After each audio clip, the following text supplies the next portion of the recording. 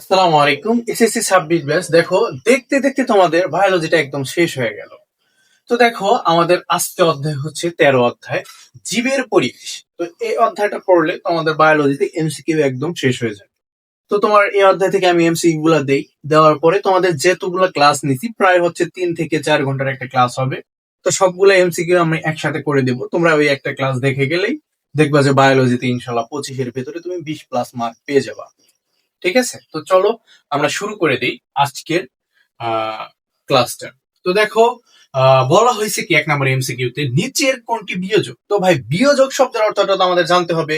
গণিতে আছে একটা বিয়োজক, আর বায়োলজিতে আছে একটা বিয়োজক। তো বায়োলজিতে বিয়োজক শব্দের অর্থ কি? ডিকম্পোজার। ডিকম্পোজার মানে কি? ডিকম্পোজারে হচ্ছে একটা ইংলিশ শব্দ, এটার বাংলা হচ্ছে কি পচনকারী। তাহলে বিয়োজক শব্দের অর্থ কি? পচনকারী বা পচনশীল। তো দেখো, ডি কম পোজার, ডিকম্পোজার, দেখো কি ডিকম্পোজার। তাহলে দেখো কি, এটাকে বলা হচ্ছে কি ডিকম্পোজার। দেখো, ডিকম্পোজার কি? পচনশীল। এটাকে বলা হয় কি? পচনকারী। তাহলে দেখো, এইগুলা কি করবে? পচনকারী। কাদেরকে পচাবে? এইগুলা হচ্ছে কি, তোমরা পরিবেশে দেখতে পাও বিভিন্ন ধরনের বজ্র পদার্থ, তারপরে বিভিন্ন হাঁস মুরগি, গরু ছাগল, এগুলা যদি মারা যায় পরিবেশের সাথে, এগুলা কি মাটির সাথে মিশে যায়। ফলে কি এই পরিবেশ এগুলাকে বিয়োজক করে, অর্থাৎ পচন করে পুনরায় হচ্ছে পুষ্টিগুলা তোমার পরিবেশে ফিরিয়ে দেয়। তাহলে বিয়োজক শব্দটা অর্থ কি? পচনকারী। তাহলে এগুলা কি দিক পচনকারী? মূলত বিয়োজকরা হচ্ছে তোমার ব্যাকটেরিয়া এবং হচ্ছে ছত্রাক। তো দেখো, তোমরা কি বিয়োজক গুলা কাদের বলা হয়? বিয়োজক বলা হচ্ছে ব্যাকটেরিয়া। ব্যাকটে ব্যাকটেরিয়া বলা হয়, ব্যাকটেরিয়া। আর বলা হয় কাদেরকে? ছত্রাককে বলা হয় ছত্রাক। দেখো, ছত্রাক কি? ইকোলি।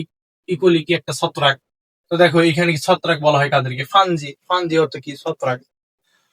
তো দেখো, তাহলে আমাদের ব্যাকটেরিয়া, এখানে ব্যাকটেরিয়া কোনটা আছে, ছত্রাক কোনটা আছে? ব্যাকটেরিয়া। দেখো, পেনিসিলিয়ামটা কি? পেনিসিলিয়ামটা কি একটা ছত্রাক। পেনিসিলিয়ামটা কি একটা ছত্রাক। আমরা জানি পেনিসিলিয়াম শব্দের অর্থ কি? পেনিসিলিয়াম শব্দের অর্থ কি? ব্রাশ জাতীয় বা তুলি জাতীয়। তাহলে কি আমাদের এটা অ্যান্সার হবে? ক নম্বর অ্যান্সার হবে। ঠিক আছে, তো আমরা দেখি টিএমবি, টোবাকো মোজাইক। এটা কি ভাইরাস? না, আমাদের তো এখানে ভাইরাসের কোনো কথা নাই, ব্যাকটেরিয়া আছে। তো দেখি আমাদের ব্যাকটেরিয়া আছে কিনা। E. coli bacteria. ইকোলি শব্দের পূর্ণরূপ কি? ইকোলি শব্দের পূর্ণরূপ ইশারিশিয়া কোলি। তোমরা যখন ইন্টারমিডিয়েট পড়বা তখন দেখতে পাবা কি এই ইশারিশিয়া কোলিটা অনেক অনেক ইম্পর্টেন্ট, অনেক জায়গায় পাবা, অনেক এমসিকিউতে পাবা। তো দেখো, তাহলে আমাদের 1 ও 3 ক এবং গ অ্যান্সার হবে। তাহলে এটা দেখো ঘ নম্বর অ্যান্সার, মূল অ্যান্সারটা আমাদের কি? ঘ নম্বর। তো দেখো, তোমরা যদি একটু ভালো করে মনোযোগ দিয়ে পড়ো তাহলে কিন্তু তোমরা পারবা। তাহলে আমরা কি প্রথম এমসিটা শেষ করে ফেললাম। নিচের কোনটি বিয়োজক? অর্থাৎ পেনিসিলিয়াম একটা কি? ছত্রাক। তারপরে ইকোলি কি? একটা ব্যাকটেরিয়া। তা আমরা জানি কি ব্যাকটেরিয়া এবং ছত্রাককে কি বলা হয়? বিয়োজক বলা হয়। তাহলে দেখো, আমাদের ক ও গ অ্যান্সারটা হয়ে গেল। তো এখন আসো 2 নম্বর এমসি। 2 নম্বর এমসিকিউতে কি বলা হয়েছে দেখো, ব্যাং কোন শ্রেণীর খাদক? তাহলে ভাই, আমাদের খাদক গুলো বুঝতে হবে, আমাদের খাদক গুলো জানতে হবে যে প্রথম শ্রেণীর খাদক কারা। তো দেখো, প্রথম শ্রেণীর খাদক গুলা কারা? প্রথম শ্রেণীর খাদক গুলা কি? দেখো, বিভিন্ন ঘাস, লতা পাতা, তারপরে জু প্লাংটন। জু প্লাংটন, দেখো জু প্লাংটন, দেখো জু প্লাংটন। তারপরে দেখো, তোমার এমন কি দেখা যায় যে তোমাদের বইয়ে এমসিকিউ দেওয়া আছে যে রুই মাছ, কাতলা মাছ, এগুলোও কিন্তু কি প্রথম শ্রেণীর খাদক, মানে ছোট ছোট গুলা। তাহলে দেখো, ঘাস জু প্লাংটন। তো দেখো, প্রথম শ্রেণীর খাদক কি? মাছ কি খায়? ব্যাং কি খায়? ঘাস খায়। ব্যাং ঘাস খায়, তাহলে কি ব্যাং কি হবে? দ্বিতীয় শ্রেণীর খাদক। তো দেখো, আমরা বুঝে গেলাম। তো দেখো, দ্বিতীয় শ্রেণীর খাদক গুলা কি? দ্বিতীয় শ্রেণীর খাদক গুলাকে বলা হয় কত? দ্বিতীয় শ্রেণীর খাদক বলা হয় ছোট মাছ। ছোট মাছ। তারপরে তোমার আরো কিছু মনে করো যে তোমার মাছ থাকবে, ওগুলাও কি দ্বিতীয় শ্রেণীর খাদক বলা হয়। ঠিক আছে, ওগুলাকে কি বলা হয়? দ্বিতীয় শ্রেণীর খাদক বলা হয়। তোমাদের বই আছে, সুন্দর করে দেখো। তো ছোট মাছগুলো বুঝলা। তারপরে ধরো যে এখানে আছে কি প্রথম শ্রেণীর খাদক, অর্থাৎ প্রথম শ্রেণীর ঘাস বা জুপাংটং কারা খায়? তাহলে কি এগুলো হবে কি? দ্বিতীয় শ্রেণীর খাদক। তারপর তৃতীয় শ্রেণীর খাদক আসো তুমি। তৃতীয় শ্রেণীর খাদক কারা? তৃতীয় শ্রেণীর খাদক কি? ছোট মাছগুলা কারা খায়? বোয়াল মাছ খায়, তোমার হচ্ছে ত্রিমি মাছ খায়। বড় বড় মাছ যেগুলো আছে এগুলো কিন্তু ছোট মাছ খায়। তারপর আরো যেগুলো তোমাদের উদাহরণ বই আছে, আমি একটু দেখাই, তোমাদের বই থেকে দেখাই তাহলে সুবিধা হবে। তো দেখো, তোমাদের কি প্রথম শ্রেণীর খাদক কি? খুদে পোনা, তারপরে মশার শুককিট, তারপরে দেওয়া আছে অতি ক্ষুদ্র প্রাণী জু প্লাংটন ছাড়াও রুই, কাতলা মাছও প্রথম শ্রেণীর খাদক। তো দেখো এগুলো কি প্রথম শ্রেণীর খাদক, এগুলো একটু মনে রাখবা। দ্বিতীয় শ্রেণীর খাদক দেখো কি ছোট মাছ, কিছু জলজ পতঙ্গ, তারপরে দেখো দেওয়া আছে কি, দেওয়া আছে হচ্ছে কি ব্যাং প্রভৃতি তৃতীয় শ্রেণীর খাদ্য। তাহলে দেখো ব্যাঙের কথা বলা আছে, তাহলে ব্যাংটা কি দ্বিতীয় শ্রেণীর খাদক, তোমাদের এই যে এমসিকিউটা চলে আসছে। তৃতীয় শ্রেণীর খাদক দেখো ছোট মাছ, চিংড়ি ইত্যাদি। প্রথম স্তরের মানে দ্বিতীয় স্তরের খাদক গুলোকে যারা ভক্ষণ করে অর্থাৎ খেয়ে ফেলে তাদেরকে বলা হয় কি তৃতীয় শ্রেণীর খাদক, যেমন শোল মাছ, বোয়াল মাছ, ভেটকি মাছ, বড় মাছ, বক তৃতীয় শ্রেণীর খাদক। ঠিক আছে, তৃতীয় শ্রেণীর কি খাদক। তারপর সর্বোচ্চ খাদক কোনগুলা, যারা এই সবগুলা খায় তাদেরকে বলা হয় সর্বোচ্চ খাদক। তো দেখো আমাদের এই এমসিকিউটা কিন্তু অনেক ইম্পর্টেন্ট ছিল, এটা আসতে পারে। তো দেখো আমাদের কি ব্যাং কোন শ্রেণীর খাদক, তাহলে ব্যাং ঘাস খায়, তাহলে ব্যাং দ্বিতীয় শ্রেণীর খাদক। ঠিক আছে, তো এখানে তোমরা ব্যাংও লিখতে পারো। ঠিক আছে, তো আমরা চলো তৃতীয় নাম্বার এমসিকিউতে চলে যাই। দেওয়া আছে নিচের কোন খাদ্য শৃঙ্খলে শক্তির অপচয় তুলনামূলক বেশি। তো দেখো ভাই, শক্তি সবচেয়ে বেশি খরচ হয় কোথায়? তুমি যদি একাধিক কিছু কাজ করো, মানে বেশি কাজ করলে বেশি খরচ হবে। তো এখানে কি দেখো, এই যে বেশি যদি বড় যদি থাকে, মানে তোমার এই যে এই লাইন গুলো যদি বেশি বড় হয়, অর্থাৎ তোমার খাদক গুলো যদি বেশি থাকে, তাহলে এগুলা কি থাকবে, এগুলো হচ্ছে তোমাদের শক্তিগুলো অপচয় বেশি হবে। তো দেখো এখানে মানুষ 1 2 3 4 চারটা আছে, 1 2 3 এটাও না, 1 2 3 4 এটাও না, 1 2 3 4 5 দেখো পাঁচটা আছে। এখানে কি পাঁচটা শ্রেণী আছে, তো পাঁচটা শ্রেণী যদি মনে করে খাদ্য শৃঙ্খল ঘটে, তাহলে কি এখানে শক্তিগুলো বেশি অপচয় হবে, মানে এখানে বেশি আছে, বেশি যেখানে থাকবে সেটাই কি আমাদের অপচয়টা বেশি। তো আমরা কি এটা বুঝলাম। তো তোমাদের যদি বলে কোন শ্রেণীর খাদ্য শৃঙ্খলে শক্তির অপচয় তুলনামূলক বেশি, তাহলে যেখানে বেশি দেখবা খাদ্য শৃঙ্খল গুলা বেশি দেখবা, সেখানে হচ্ছে সেটা অ্যান্সার হবে। তাহলে আমাদের অ্যান্সারটা কি হবে, আমাদের অ্যান্সারটা কিন্তু ঘ নাম্বার হবে। তো দেখো আমাদের অ্যান্সারটা কি হবে, ঘ নাম্বার। তো দেখো দেখি মার্ক করার জন্য আর একটা লাল কালি ইউজ করব আমি। শীঘ্রই তোমাদের ক্লাস আসবে, এরপরে আমরা ম্যাথ ক্লাস দিব। তো অনেকে বায়োলজি অনেকে নাই, যারা সায়েন্সের স্টুডেন্ট না, তাদের জন্য হচ্ছে তোমার দেখি জেনারেল ম্যাথের ক্লাসটা নিয়ে আসবো 9 10-এর। তো আস্তে আস্তে আসবে পর্যায়ক্রমে ক্লাসগুলো, সব ক্লাসই আসবে। তো আমি তোমাদের পড়াবো মেইনলি হচ্ছে সায়েন্সের সবগুলো সাবজেক্ট বলতে পারো, যেমন সায়েন্সের আছে কি physics, chemistry, biology, math, higher math. ঠিক আছে, এগুলো থাকবে। প্লাস হচ্ছে তোমাদের ম্যাথ তো অবশ্যই থাকবে, 7 8 9 এগুলো তো ক্লাস অবশ্যই আছে। তো চলো আমরা 4 নম্বর এমসিকিউতে আসি। সবুজ উদ্ভিদ উৎপাদিত রাসায়নিক শক্তি কোথায় পৌঁছে? সবুজ উদ্ভিদে উৎপাদিত রাসায়নিক শক্তি কোথায় পৌঁছে? সবুজ উদ্ভিদের রাসায়নিক শক্তিটা কোথায় কোথায় পৌঁছবে? সবুজ উদ্ভিদ কারা খায়? সবুজ উদ্ভিদ কারা কি? সবুজ উদ্ভিদ মানে কি, যে তৃণভোজী প্রাণী, মানে কি ঘাস পাতা গাছ পালা, মানে কি গাছের পাতা, এগুলা কি সবুজ উদ্ভিদ? এগুলা কারা খায়? তৃণভোজী প্রাণী ভাই। তৃণভোজী প্রাণী কারা? গরু ছাগল এগুলাই তো খায়, ভেড়া। তাহলে আমাদের অ্যান্সারটা কি হবে, তৃণভোজী প্রাণীতে। তো দেখো এই এমসিকিউ গুলা কি একদম, এই অধ্যায় এমসিকিউ গুলো আসলে কি সহজ থাকে তুলনামূলক, আর একটু মানে তোমার অতটা অড গুলো নাই, এগুলো ধরে একটু ভাঙবো। তো তোমাদের দেখো এখানে শৈবাল শব্দটা তো ভেঙে গেছিলাম, সমুদ্র ঘাস। তারপরে দেখো আর কি শব্দ ভাঙা যায় এখানে, জু প্লাংটন। দেখো জু প্লাংটন কি, জু প্লাংটন হচ্ছে কি তোমার ক্ষুদ্র ক্ষুদ্র যে ঘাস জাতীয় আর কি পানির নিচে থাকে, এগুলোকে বলা হয় কি জু প্লাংটন। তারপরে কি আর সব ষোলো শব্দই তো ভাঙাছিস। চলো আমরা এখন 5 নম্বর এমসিকিউতে চলে যাই। ঠিক আছে, তো তোমরা তো এগুলো বুঝতে পারতেছো নাকি? তো কমেন্ট একটু জানাবো যে বুঝতে পারতেছো কিনা। তো দেখো আমরা 5 নম্বর এমসিকিউতে চলে আসছি। 5 নম্বর এমসিকিউতে কি বলা হয়েছে, বলা হয়েছে বাস্তুতন্ত্রের জৈব উপাদান কোনটি? বাস্তুতন্ত্রের জৈব উপাদান কোনটি? তো আমাদের শিখতে হবে বাস্তুতন্ত্রের অজৈব উপাদান এবং জৈব উপাদান। তো দেখো আমরা জৈব উপাদান দুইটা মনে রাখবো, দুইটা জৈব উপাদান মনে রাখবো, বাকি সব অজৈব উপাদান। ঠিক আছে, তো দেখো দুইটা জৈব উপাদানের ভিতরে আছে তোমার হিউমাস এবং ইউরিয়া। তো তোমরা মনে রাখবা কি বাস্তুতন্ত্রের জৈব উপাদান কি, হিউমাস এবং ইউরিয়া। তাহলে অজৈব উপাদান গুলা কোনগুলা? অজৈব উপাদান কার্বন ডাইঅক্সাইড, এটা একটা অজৈব উপাদান। তারপরে নাইট্রোজেন, এটা একটা অজৈব উপাদান। অক্সিজেন, এটা একটা অজৈব উপাদান। পটাশিয়াম, এটা একটা অজৈব উপাদান লৌহ। তারপরে আছে ক্যালসিয়াম, তোমাদের যদি ক্যালসিয়ামও থাকে, ক্যালসিয়ামও কিন্তু একটা অজৈব উপাদান, ক্যালসিয়াম। ঠিক আছে, তো আমরা কিন্তু বাস্তবায়নের জৈব উপাদানটা শুধু মনে রাখবো। এখান থেকে যদি কোনো প্রশ্ন আসে আমরা একদম প্রশ্নটাকে ক্লোজ করে দিব। ঠিক আছে, তো চলো আমরা এখন কি করি, 6 নম্বর এমসিকিউতে চলে যাই। কোন পানিগুলো প্রকৃতির জঞ্জাল সাফ করে? ভাই প্রকৃতির আবার জঞ্জালও সাফ করে। কিছু কিছু উপকারী তোমার মনে করো জীব আছে যেগুলা প্রকৃতিকে পরিষ্কার করে রাখতে চায়, তারাও কি সভ্য।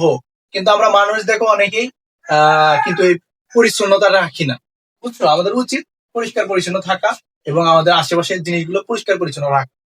তো দেখো কোন প্রাণীগুলো প্রকৃতির জঞ্জাল সাফ করে? দেখো কাক, শকুন এবং হায়না। কাক কাক দেখো কি কাক, শকুন এবং হায়না, এই তিনটা প্রাণী দেখবে কি তোমাদের প্রকৃতির চঞ্চল সাফ করে। তো এমসিকিউটা একদম শেষ। তো এখন আমরা 7 নম্বর এমসিকিউতে আসি। 7 নম্বর এমসিকিউতে বলা হয়েছে একটি খাদ্য শৃঙ্খলে উৎপাদককে যদি এক্স জুল শক্তি থাকে, উৎপাদকে যদি এক্স জুল শক্তি থাকে, তাহলে দ্বিতীয় স্তরের খাদক শক্তি পাবে।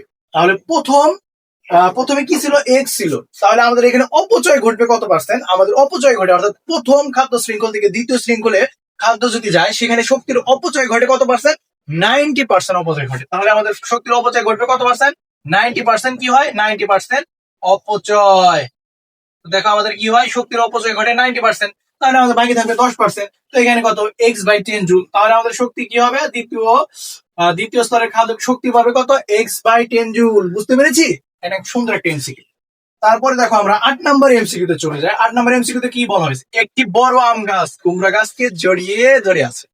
তো ভাই দেখো, গাছকেও জড়িয়ে ধরে থাকে, কিন্তু মানুষ দেখো কতটা অসহায়। বুঝছো? মানুষকে মেরে ফেলে, কত কিছু করে, আবার জড়িয়েও ধরে, যদি আমাদের কেউ নাই। তো দেখো, একটি বড় আম গাছ কুমড়া গাছকে জড়িয়ে ধরে আছে। কিসের উদাহরণ ভাই?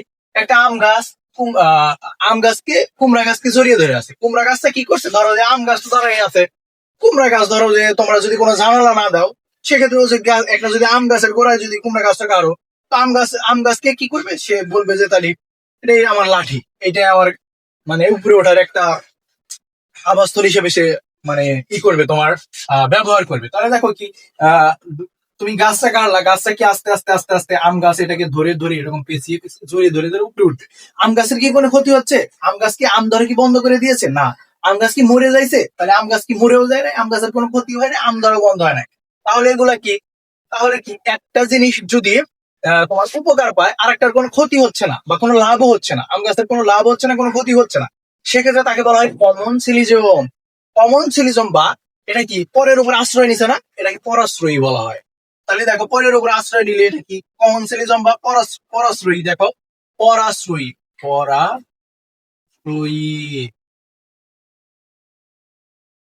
এটা কি বলা হয়? এটাকে বলা হয় কি? পরাশ্রয়ী। তাহলে দেখো, এখানে আমাদের জানতে হবে কমন সিলিজম মানে কমন শব্দের অর্থ কি? মিল। ঠিক আছে? মিল, একটার সাথে আরেকটা মিল থাকতে পারে।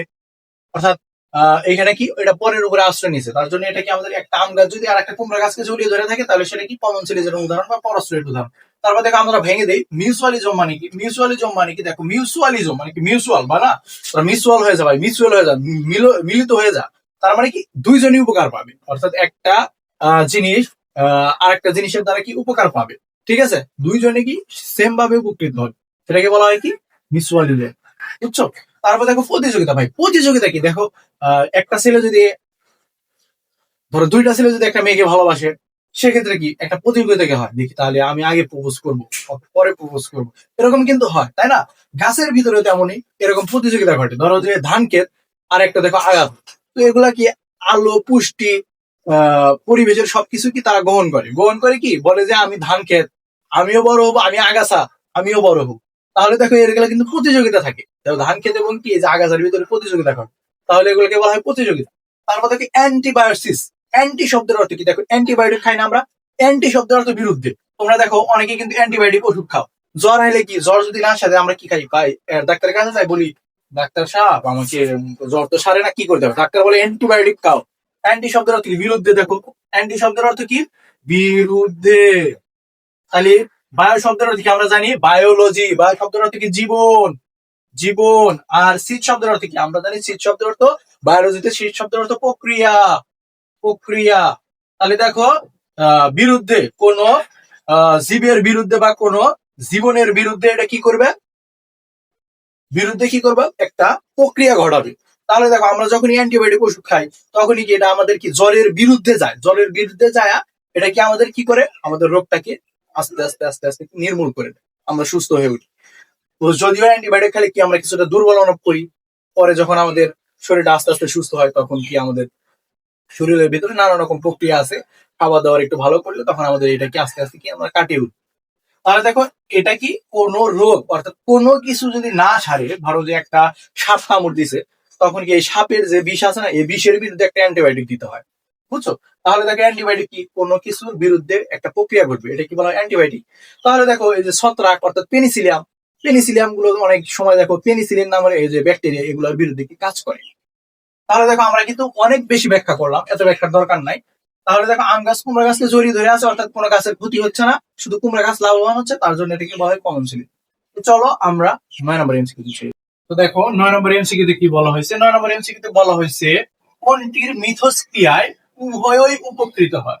তো আমরা একটু আগে বললাম উভয় উপকৃত হয় কোনটি কোনটির মাধ্যমে। দেখো বড় গাছ স্বর্ণলতা না, এগুলা কি উভয়ের মাধ্যমে কিন্তু উপকৃত হয়। তাহলে কি এটা স্বর্ণলতাটা কি হয়, স্বর্ণলতাটা শোষণ করে, এটা কি করে স্বর্ণলতাটা শোষণ করে। তারপরে দেখো সিম ও রাইবোজিয়াম, সিম ও রাইবোজিয়াম, তাহলে আমাদের এটাই হবে। দেখো এই যে রাইবোজিয়াম গুলো কি করে নডিউল তৈরি করে, এই সিম জাতীয় উদ্ভিদের নডিউল তৈরি করে, নডিউল তৈরি করে উভয় উভয় কি উপকৃত করে, নডিউল তৈরি করে কি উভয়ের মাধ্যমে, এটা মিথস্ক্রিয়া করে উভয় উপকৃত হয়। তাহলে আমাদের অ্যান্সার কি হবে সিম ও রাইবোজিয়াম, রাইবোজিয়াম, সিম ও রাইবোজিয়াম। তারপর দেখো কর্মীলতা ও সুপারি গাছ না, এটাও হবে না, শেওলা উদ্ভিদ, তাহলে এগুলো হবে। তাহলে আমাদের কি হবে সিম ও রাইবোজিয়াম। তারপর দেখো 10 নম্বরে বলা হয়েছে উদ্ভিদের নাইট্রোজেন সংবন্ধন করে কোনটি, উদ্ভিদের নাইট্রোজেন সংবন্ধন করে কোনটি। তো একটু আগে দেখলাম যে নাইট্রোজেন গুলা উদ্ভিদের সংবন্ধন করে কোনগুলা, রাইবোজিয়াম ব্যাকটেরিয়া। দেখো কি রাইজোবিয়াম ব্যাকটেরিয়াটা কি করে উদ্ভিদের নাইট্রোজেন সংবহন করে, নাইট্রোজেন কি করে সংবন্ধন করে। রাইবো রাইজোবিয়াম ব্যাকটেরিয়াটা কি করে উদ্ভিদের নাইট্রোজেন সংবন্ধন করে। তো তোমরা ইন্টারমিডিয়েট যখন উঠবা এই এমসিকিউটা মেডিকেল ভুয়ে সরি মেডিকেল, তারপরে দেখো বিভিন্ন ভার্সিটির কিন্তু এটা আসছে। তো তোমরা ইন্টারমিডিয়েট যখন পড়বা দেখবে একদম পানি পানি লাগতেছে যে উদ্ভিদের নাইট্রোজেন সংবন্ধন করে কারা কারা, এখানে অনেকগুলো উদাহরণ আছে। তো এই উদাহরণ থেকে আমি এমন বড় পরীক্ষা দিই না যে এমসিকিউ পাইনি, প্রায় তোমার একবার পরীক্ষা দিলাম, তোমার তোমার হচ্ছে প্রতিযোগিতামূলক একটা পরীক্ষা দিছিলাম, ওইখানে এটা পাইছিলাম যে উদ্ভিদের নাইট্রোজেন সংবন্ধন করে কোন, তো এখানে ছিল রাইবোজিয়াম, রাইজোবিয়াম। তো ঠিক আছে, তো দেখো আমাদের কিন্তু এটা অনেক ইম্পর্টেন্ট একটা এমসিকিউ, তো এটা অবশ্যই মনে রাখবে, এটা আসার সম্ভাবনা আছে, এটা স্টার দিয়ে দিলাম আমি। তো তারপরে দেখো বলা হয়েছে কি 11 নম্বরে বলা হয়েছে কাকের বাসায় কোকিল ডিম পারে এবং কাকের দ্বারাই ডিম ফোটায়। ভাই, কি ধরনের একটা অমানবিক কাজ, কাক পরিশ্রম করতেই চায় না, সে কি করে কোকিলের বাসায় ধরো যে কাকের বাসায় কি কোকিল ডিম পারে, কাকের ধারে দেখো কোকিলটা কি করে কাকের বাসায় ডিম পারে না, এই কাকের দ্বারা ডিম ফোটায়। তাহলে কোকিলটা কি ধরনের অমানবিক কাজ করে, তাহলে এটা কোন ধরনের মিথস্ক্রিয়া। তাহলে এখানে কি আরেকজনকে শোষণ করা হচ্ছে না, আরেকজনের অধিকার থেকে বঞ্চিত করা হচ্ছে না, তাহলে এখানে অন্যজনকে শোষণ করা হচ্ছে, তাহলে আমাদের এটা কি হবে শোষণ হবে। এখানে যেহেতু শোষণ করতেছে সে, দেখো স্বৈরাচার বলে না, স্বৈরাচার অর্থাৎ তোমরা দেখলো কিছুদিন আগেই পতন ঘটে গেল স্বৈরাচারের। তো এগুলা কি শোষণ করতে চাইছিল মানুষকে, তো পারে নাই, শোষণ করতে কি চিরকাল পারে না। কিন্তু দেখো কোকিলটা কি ধরনের দুষ্ট। তাহলে দেখো প্রতিযোগিতা না, এটা তো প্রতিযোগিতা না, প্রতিযোগিতা বলছি যে উভয় কি একটা জিনিস পাওয়ার জন্য কি করবে আকাঙ্ক্ষা থাকবে। তারপরে অ্যান্টিবায়োটিক্স, এটা কি রোগ প্রতিরোধ বা তোমার কোনো কিছুর বিরুদ্ধে কাজ করবে। কমনসিলিজমটা কি, কমনসিলিজম কি একজন উপকার হবে অন্যজনের কি কোনো ক্ষতি ক্ষতি কিছুই হবে না, সেটা কমনসিলিজম। তারপর দেখো কীটনাশক ব্যবহারের ফলে কোন স্তরের খাদ্য ক্ষতিগ্রস্ত হবে। কীটনাশক ব্যবহার করলে কি সবারই ক্ষতি না, কীটনাশক তো ভালো জিনিস না, তাহলে কি এখানে প্রথম স্তর দ্বিতীয় তৃতীয় স্তর সবগুলোই হবে, প্রথম দ্বিতীয় তৃতীয়, তাহলে 1 2 3 ভাড়াম্বার। তো ঠিক আছে, আমাদের 12 নম্বর এমসিকিউ শেষ হবো। আমাদের 13 নম্বর এমসিকিউ তে কি বলা হয়েছে, 13 নম্বর এমসিকিউ তে বলা হয়েছে প্রথম ট্রফিক লেভেলে 1000 কিলো ক্যালোরি শক্তি থাকে, দ্বিতীয় ট্রফিক লেভেলে কত কিলো ক্যালোরি শক্তি সঞ্চারিত হতে পারে। ভাই শক্তির অপচয় হয় কত, শক্তির অপচয় হয় 90%, 90% কত অপচয়, 90% যদি অপচয় হয়, অপচয় তাহলে 1000-এর ভেতরে যদি 90% অপচয় হয় তাহলে 100 হবো, 100 হবে আমাদের। 100 যদি থাকতো তাহলে আমাদের 10 হইতো, এখানে যদি 10,000 থাকতো তাহলে আমাদের 1000 হইতো, যদি আরো বেশি থাকতো তার মধ্যে 90% করতাম, যত আসতো ততই। ঠিক আছে, তো দেখো 1000-এর 90% কত 100, ক্লোজ। তারপরে দেখো কি আমাদের 14 নম্বরে এমসিকিউ তে কি বলা হয়েছে, 14 নম্বর এমসিকিউ তে বলা হয়েছে বাস্তুতন্ত্রের ভৌত উপাদান কোনটি। বাস্তুতন্ত্রের ভৌত উপাদান যেগুলো পরিবেশের সাথে রিলেটেড, পরিবেশের সাথে যেগুলো রিলেটেড সেগুলো বাস্তুতন্ত্রের ভৌত উপাদান। ভৌত উপাদান কি সূর্যালো, হ্যাঁ সূর্যালো অর্থাৎ কি এটা পরিবেশের সাথে রিলেটেড, পরিবেশ থেকে আসতেছে, সূর্যালোক। বায়ুচাপ, হ্যাঁ বায়ুচাপ তো পরিবেশ থেকে আসতেছে। দেখো বিয়োজকটা কি, বিয়োজকটা কি ভৌত উপাদান না, বিয়োজকটা কিন্তু ভৌত উপাদান নয়, তাহলে দেখি বিয়োজকটা কি হবে না, ভৌত উপাদান হবে না। তাহলে আমাদের অ্যান্সার কত হবে 1 2 হবে। তাহলে দেখো 1 2 অ্যান্সার আসবে তো ক নম্বর, তাহলে আমাদের অ্যান্সার কি হবে ক নম্বরের অ্যান্সারটা হবে। তো ঠিক আছে, বাস্তবতার আমাদের কি ভৌত উপাদানগুলো আমরা দেখলাম যে সূর্য আলো বায়ুচাপ এগুলো কি পরিবেশ থেকে আসে, পরিবেশ থেকে যেগুলো আসে এগুলো কি ভৌত উপাদান, তোমাদের বইয়ে সুন্দর করে দেওয়া আছে ভৌত উপাদান। ঠিক আছে। তারপরে দেখো আমরা পড়ছি কি জৈব উপাদান, তারপরে কি অজৈব উপাদান, এগুলোও কিন্তু আমরা পড়া হয়েছে। তো জৈব উপাদান গুলো পড়ছিলাম কি, জৈব উপাদান গুলো পড়ছিলাম কি হিউমাস, তারপরে কি ইউরিয়া, এগুলো কি জৈব উপাদান। ঠিক আছে। আর অজৈব উপাদান এগুলো বাদ যেগুলো আছে ক্যালসিয়াম, নাইট্রোজেন, লৌহ, এগুলো কি অজৈব উপাদান। তো দেখো তারপরে আমাদের আছে কি 15 নম্বর এমসিকিউ। 15 নম্বর এমসিকিউ তে কি বলা হয়েছে, 15 নম্বর এমসিকিউ তে বলা হয়েছে উৎপাদকের বৈশিষ্ট্য কোনটি। উৎপাদকের একটা বৈশিষ্ট্য আছে, উৎপাদকের বৈশিষ্ট্য কি করবে, উৎপাদক খাদ্য তৈরি করবে। তাহলে কি অনুজীব গুলা খাদ্য তৈরি করতে পারে, অনুজীব অন্য মানে কি ক্ষুদ্র, ক্ষুদ্র ক্ষুদ্র জীব কি খাদ্য তৈরি করতে পারে না। সহজে কি খাদ্য মানে কি নিজ নিজ নিজে নিজে খাদ্য তৈরি করতে পারে। তাহলে কি উৎপাদক কি নিজে নিজে খাদ্য তৈরি করতে পারে। তাহলে আমাদের অ্যান্সারটি কি হবে, খ নম্বর শেষ। পরভোজী কি, পরেও ভোজী, অর্থাৎ পরের খাদ্য খায়, এটা কি তাহলে নিজের খাদ্য তৈরি করতেছে না, তাহলে এটাও না। মৃতভোজী না, মৃতভোজী তো হবে না। তাহলে আমাদের অ্যান্সার কি হলো, খ নম্বর। তো দেখো তার মানে 16 নম্বরে বলেছে গরু, ছাগল, হরিণ কোন স্তরের খাদ্য খায় ভাই। আমরা জানি প্রথম স্তরের খাদ্য গুলা কি, প্রথম স্তরের খাদ্য ঘাস, লতা পাতা, তারপরে জুপ্লাঙ্কটন, এগুলা কি প্রথম স্তরের খাদ্য। তাহলে এগুলা কে খায়, গরু ছাগল কি খায়, ঘাস, হরিণ, লতা পাতা, এগুলাই তো খায়। তাহলে গরু ছাগল কোন স্তরে, প্রথম স্তরের খাদ্য খাচ্ছে। তাহলে এগুলা কি কোন স্তরের খাদ্য, তাহলে গরু, ছাগল, হাঁস, মুরগি এগুলা কোন স্তরের খাদ্য, এগুলো প্রথম স্তরের খাদ্য। প্রথম স্তরের খাদ্য গুলাকে খাচ্ছে, তার জন্য গেল প্রথম স্তরের খাদ্য। তো আমাদের দেখো 16 নম্বর এমসিকিউ শেষ হয়ে গেল। আমাদের 4টে এমসিকিউ আছে, 4টে এমসিকিউ আছে। সেই 4টে এমসিকিউ পড়লে আমাদের অধ্যায়টা একদম পানি পানি হয়ে যাবে, ক্লোজ হয়ে যাবে। তো ঠিক আছে, চলো আমরা নেক্সট এমসিকিউ তে দেখো। 17 নম্বর এমসিকিউ তে কি বলা হয়েছে, কোনটি তৃতীয় স্তরের খাদ্য। তাহলে দেখো তৃতীয় স্তরের খাদ্য কোনটি, হরিণ। হরিণ কি খায়, হরিণ গাছপালা, লতাপালা, এই উৎপাদক গুলো খেয়ে থাকে, অর্থাৎ প্রথম স্তরের উৎপাদককে খেয়ে থাকে। তাহলে এটা কি প্রথম স্তরের খাদ্য, হরিণটা প্রথম স্তরের খাদ্য। বাঘ কি, হরিণকে আবার বাঘ খায়, তাহলে বাঘ কি দ্বিতীয় স্তরের খাদ্য। ব্যাংক, ব্যাংকে একটা দ্বিতীয় স্তরের খাদ্য। ব্যাংকে কে খায়, ব্যাংকে শকুন খায়। তাহলে দেখো শকুন কি হবে, তৃতীয় শ্রেণীর খাদ্য। দ্বিতীয় শ্রেণীর খাদ্যকে যে খায়, দ্বিতীয় শ্রেণীর খাদ্যকে খাচ্ছে কে, অর্থাৎ ব্যাংকটা কি খায়, ব্যাংকটা ঘাস টাস, লতা পাতা, পোকামাকড় এগুলোকে খায়। তাহলে ব্যাংকটা কি পোকামাকড় খায়, আবার পোকামাকড় পোকামাকড় গুলো কি খায়, ঘাস খায়। তাহলে এটা কি দ্বিতীয় স্তরের খাদ্য। দ্বিতীয় স্তরের খাদ্য থেকে তাহলে দেখো দ্বিতীয় স্তরের খাদ্যকে যে খায় সেটা হচ্ছে তৃতীয় স্তরের খাদ্য। তাহলে দেখো দ্বিতীয় স্তর ব্যাংকে খায় কি, ব্যাংকে খায় শকুন। তাহলে কি তৃতীয় স্তরের খাদ্য হবে কি আমাদের শকুন। তারপরে দেখো কোনটি ধাঙর। ধাঙর শব্দের অর্থ কি, ধাঙর শব্দের অর্থ পরিষ্কার পরিচ্ছন্ন করা, অর্থাৎ পরিবেশের যে নোংরা টোংরা আবর্জনা গুলো এগুলো কে খায়, এগুলো কি গরু খায় না, গরু খায় না। ব্যাং খায়, ব্যাং খায় না। বাঘ খায় না, বাঘ খায় না। শকুন খায়। আমরা জানি কি এই ধাঙর বলা হয় পরিবেশের মানে জঞ্জাট সাফ করার কাজ করে কি শকুন, তারপরে কাক, আরেকটা আছে কি হায়না, হায়না, এরা কি করে পরিবেশের, এদেরকে ধাঙর বলা হয়। তাহলে আমাদের অ্যান্সার কি হবে, আমাদের অ্যান্সার কি হবে, শকুন। তাহলে এক্সট্রা ভাবে তোমরা এটা মনে রাখতে পারো, এখানে যদি কাক থাকতো, হায়না থাকতো, তাহলে কিন্তু এগুলোকে ধাঙর বলা হয়। বুঝতে পারছো। তারপর দেখো 19 নাম্বার একটা উদ্দীপক দেওয়া আছে, দেওয়া আছে সবুজ উদ্ভিদ। তারপরে সবুজ উদ্ভিদ দেখো, সবুজ উদ্ভিদ কে কে খায়, ঘাস করি। তারপরে এই যে সবুজ উদ্ভিদ আবার কি খায়, সবুজ উদ্ভিদ কে খায় ছোট পাখি। আবার সবুজ উদ্ভিদ কে কে খায়, ছোট মাছ। তাহলে দেখো এখানে কয়টা খাদ্য শৃঙ্খল আছে। তো দেখো এখানে সবুজ উদ্ভিদ, এই যে একটা খাদ্য শৃঙ্খল। তাহলে দেখো এই যে এক নাম্বার খাদ্য শৃঙ্খল, এই যে সবুজ উদ্ভিদ আর ঘাস করি, এটা কত, 1 নাম্বার খাদ্য শৃঙ্খল। তারপরে দেখো এই সবুজ উদ্ভিদ থেকে এই যে এই পর্যন্ত যদি যাও, ইগল পর্যন্ত যাও, এটা কি 2 নাম্বার খাদ্য শৃঙ্খল। দ্বিতীয় খাদ্য শৃঙ্খল, দ্বিতীয় 2 নাম্বার খাদ্য শৃঙ্খল। তারপরে দেখো সবুজ উদ্ভিদ থেকে যদি ছোট পাখি যাও, তাহলে এটা কি তৃতীয় খাদ্য শৃঙ্খল। সবুজ উদ্ভিদ থেকে আমরা যদি ছোট মাছ যাও, এটা কি চতুর্থ খাদ্য শৃঙ্খল। দেখো আমাদের কি এখানে 4টা খাদ্য শৃঙ্খল দেওয়া আছে। তাহলে দেখো এখন উদ্দীপকের আলোকে 1920 নম্বর প্রশ্নের উত্তর দাও। তো আমরা দেখি এখানে বলছে কি, এটা কি তাহলে দেখো এই সবুজ উদ্ভিদটা কি, এগুলাকে বলা হচ্ছে কি সবুজ উদ্ভিদ, ঘাস, ফড়িং, ছোট পাখি, ছোট মাছ, এগুলা কি প্রথম স্তরের খাদ্য। দ্বিতীয় স্তরের খাদ্য কোনটি, দ্বিতীয় স্তরের খাদ্য তাহলে কোনটি হবে, দ্বিতীয় স্তরের খাদ্য সাপ। তৃতীয় স্তরের খাদ্য কি হবে, ইগল। তাহলে দেখো আমরা কিন্তু এগুলা বুঝলাম আগে, বোঝার পরে দেখো এখন প্রশ্নে আসি। প্রশ্নেতে বলা হয়েছে উপরোক্ত চিত্রে কয়টি খাদ্য শৃঙ্খল রয়েছে ভাই। আমরা পাইলাম কয়টা খাদ্য শৃঙ্খল, 1টা 2টা 3টা 4টা। তাহলে উদ্দীপকে কয়টা খাদ্য শৃঙ্খল রয়েছে, উদ্দীপকে 4টি খাদ্য শৃঙ্খল রয়েছে। তাহলে আমাদের অ্যান্সার দিয়ে দিলাম 4, আমরা 1 মার্ক পেয়ে গেলাম।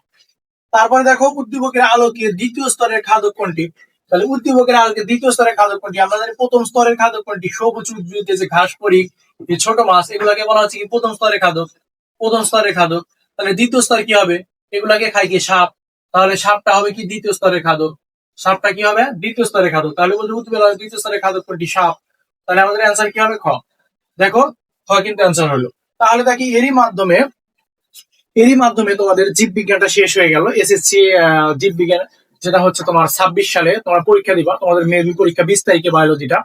তো তোমরা যদি এর আগে যদি ক্লাসটা দেখো, অর্থাৎ আমি সবগুলো ক্লাস একসাথে করে দিব, হয়তো 4 ঘন্টার মতো একটা ক্লাস হতে পারে। তো দেখো সবগুলো একসাথে করে দিলে তোমরা যদি এই এমসিকিউ গুলো সলভ করে যায় মিনিমাম এখান থেকে 20টা হুবহু কমন পাবো। ঠিক আছে, 20টা কমন পাবা, প্লাস হচ্ছে আমি যে তোমার বেসিক গুলো এর ভিতরে পড়াইছি বা যে এগুলো এই 20টা এমসিকিউ প্রত্যেকটা অধ্যায় থেকে দেখাইছি, এই 20টা করে এমসিকিউর ভিতরে অনেক মানে বলা হয়েছে। ঠিক আছে, তো 20টা এমসিকিউ সমান তোমার মনে করো যে 40-50টা এমসিকিউ পড়া সমান হয়ে গেছে, ওটা অধ্যায় শেষ হয়ে গেছে তোমার। তো যদি এই প্রত্যেকটা অধ্যায় অনেক ভালো করবা, কমপক্ষে 20টা করে এমসিকিউ তো পড়তে হবে, 20টা এমসিকিউ তো মনে রাখা একদম ইজি। তো দেখো তাহলে তোমাদের আমাদের মোট 135টা এমসিকিউ দিয়েছি, আমি প্রথম অধ্যায়ে 15টা এমসিকিউ নিছি। তো দেখো 135টা এমসিকিউ করলে হুবহু এর ভিতর থেকে তুমি 20টা এমসিকিউ পারবা। আর যদি বেসিক গুলো বুঝে থাকো 25টার ভিতরে 25টাই পারবা। তো ঠিক আছে, সকালে ভালো থাকো, সুস্থ থাকো, এবং দেখা হচ্ছে আমাদের নেক্সট ক্লাসে। আমরা হচ্ছে ম্যাথ ক্লাস নিয়ে আসবো খুব দ্রুত। তো এ পর্যন্ত তোমরা সুস্থ থাকো, ভালো থাকো, এবং একটু সাপোর্ট করবা যাতে আরো তোমাদের জন্য ভালো ভালো ক্লাস নিয়ে আসতে পারি। সকলে ভালো থাকো, আল্লাহ হাফেজ।